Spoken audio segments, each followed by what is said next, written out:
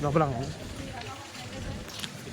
my dear program officers from all units from 1 to 9, and my dear volunteers.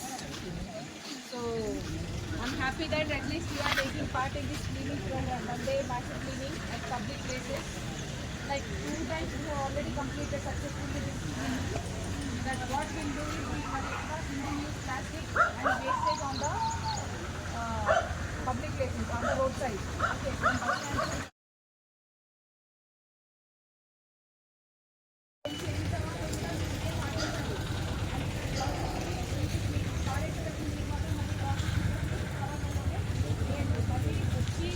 University వాళ్ళు వచ్చి clean చేసి మళ్ళీ పడేసిపోయారు అని మాత్రం మనకి పేరు రావద్దు.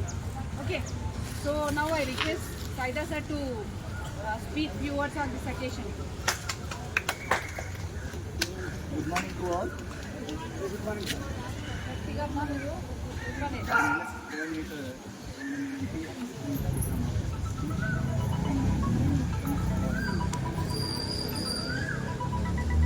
One day నాకు క్లీనింగ్ పోవాలని పోయి చట్టసంబంధించిన మనకు ఫీలింగ్ వస్తుంది కదా. చాలామందికి మన ఇళ్ళలో కూడా మనం మన ప్లేట్లు మనం కడుక్కో, ఆ విద్యను ఇక్కడ నేర్చుకున్నాం. ఎందుకంటే మన ద్వారానే సొసైటీలో ఒక అవేర్నెస్ కావాలి. వన్ డే మ్యాసివ్ క్లీనింగ్ ప్రోగ్రాంలోనే పబ్లిక్లో కూడా స్టూడెంట్స్ యూత్ ఈ ప్రోగ్రామ్ చేస్తున్నారు అనేది వాళ్ళ మెసేజ్ పాస్ అవుతున్నారు. అందుకని గవర్నమెంట్ ఆఫ్ ఇండియా స్పెషల్గా ఈ ప్రోగ్రామ్ కోసం గ్రాంట్ ఇస్తుంది. అది యాక్టివ్గా పనిచేసే ప్రోగ్రామ్ కోఆర్డినేటర్ సెలెక్ట్ చేసుకుని వాళ్ళకి గ్రాంట్ ఇస్తుంది.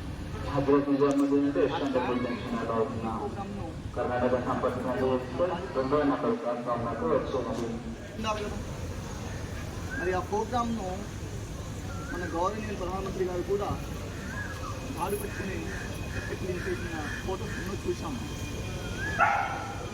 మరి ప్రధానమంత్రిగా ఉన్నటువంటి మహానుభావులే ఇలాంటి చేస్తున్నప్పుడు మనం కూడా చేయవలసిన అవసరం ఉంది. కాబట్టి